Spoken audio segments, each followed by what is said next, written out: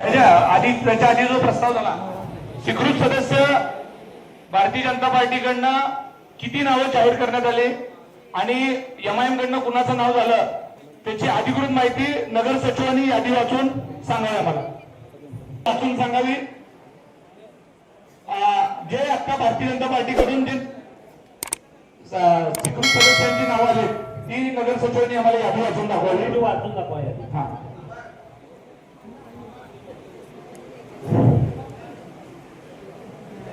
आणि एक दोन प्रमाणे वाचा आजची. आता नाहीतर एक दुसरी आणली का बघा, रेकॉर्डिंग आहे ना, लाईव्ह रेकॉर्डिंग वगैरे कुणाचं काय.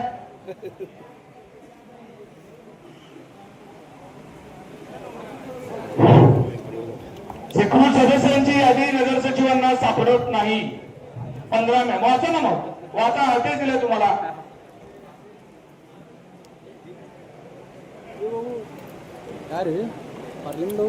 खात्री करा, एक नंबर वाचायचे, 2 नंबर वाचायचे.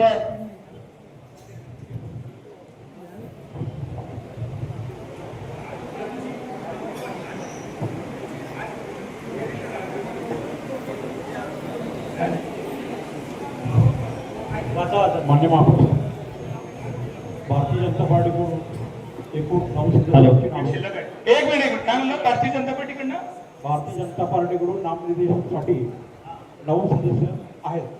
त्यांची नावे मान्य सभागृहाने आत्ताच वाचलेली आहेत. ती पुन्हा मी वाचून दाखवतोय. एक नंबर असं सांगा. 1 नंबर सौ रोहिणी रामचंद्र तडवळकर. 2 नंबर अक्षय कुमार ज्ञानेश्वर अंजिखाने.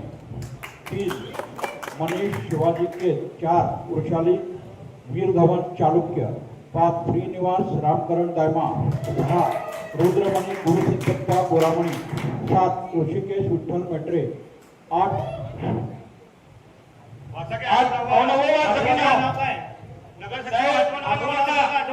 नाही नऊ नाव काय सर? अरे 7 वाजता आठवा का वाचले तुम्ही? 9 नाव वाचले. नाही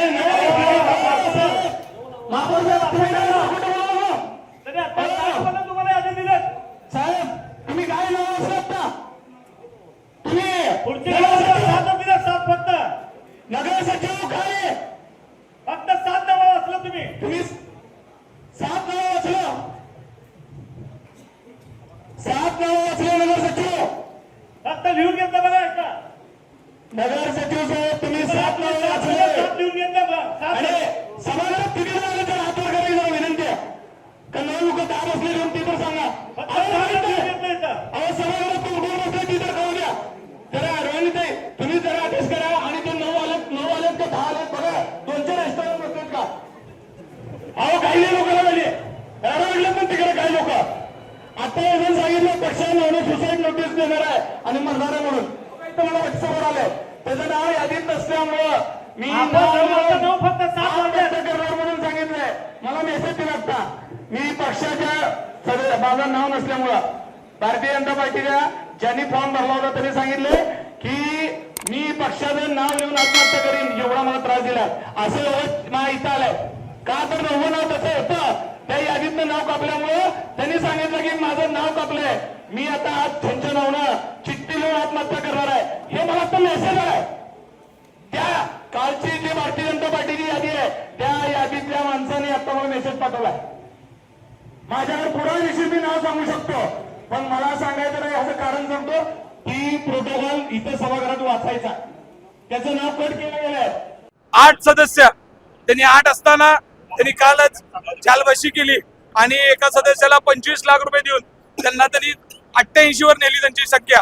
आणि त्यांच्या आश्याला 9 सदस्य आले. सभागृह नेत्यांनी लाईव्ह मध्ये सांगितलं, तुम्ही सगळ्यांनी बघितलं असेल की भारतीय जनता पार्टीचे 9 नावं मी जाहीर करतोय. आणि नावं जाहीर करत असताना त्यांनी 7च नावं जाहीर केलेले आहेत. सगळ्यांकडे त्याचा रेकॉर्ड आहे. 7 नावं जाहीर केले आणि 2 नावं त्यांना करता आली नाही. त्या एका भारतीय जनता पार्टीच्या कार्यकर्त्याचा मला मेसेज आला, मी तुम्हाला तो दाखवू शकतो की माझं नाव जर ह्याच्यामध्ये आलं नाही आणि 8 नावं वाचलेत, 9वं नाव माझं होतं, ते नाव कट झालंय आणि म्हणून मी अर्ध्या तासाच्या आत असं म्हटल्यानंतर त्यांना तो मेसेज गेला. महापौरांना तो मेसेज टाकला त्यांनी सभागृह नेत्याला मेसेज टाकला आणि मला सांगितलं की तुम्ही तर माझा आवाज म्हणून बोला सभागृहामध्ये. आणि जेव्हा मी बोललो तेव्हा त्यांना पळून जाण्याशिवाय कुठलाही पर्याय नव्हता. आता तुम्ही बघितलं असेल हे सगळं रात्रभर तिथं बालाई सरोवरमध्ये बसून काय काय गोष्टी घडा लागलेत आणि इथं पालकमंत्री महोदय सांगतात की मी एक हाती सत्ता आणली आहे. एक हाती सत्ता आणली तरी सभागृह 1 तास चालू शकत नाही. पहिल्या विषयात तुम्हाला सभागृह चालवता आलेलं नाही. कशाला बाकीच्या मोठ्या मोठ्या गोष्टी बोलता?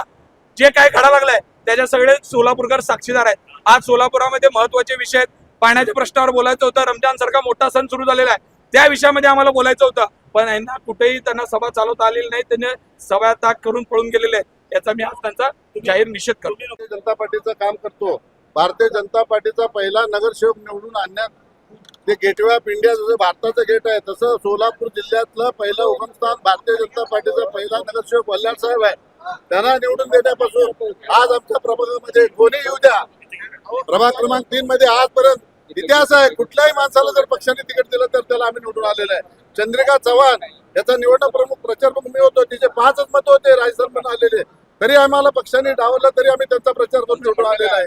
आजचं म्हणणं काय, मी स्वीकृत नगरसेवक म्हणजे मला बावनकुळे साहेबांनी स्वतः गोरे साहेबांना शिफारस करून माझं नाव शेवटच्या क्षणापर्यंत होतं, पण इथं आल्यानंतर स्थानिक राजकारणामुळं माझं नाव कट झालेलं आहे. तरी मला नाव, हे बघा नाव कोण कट केलं हे मला माहित नाही, हे सगळे पडद्यामागचे काम आहेत.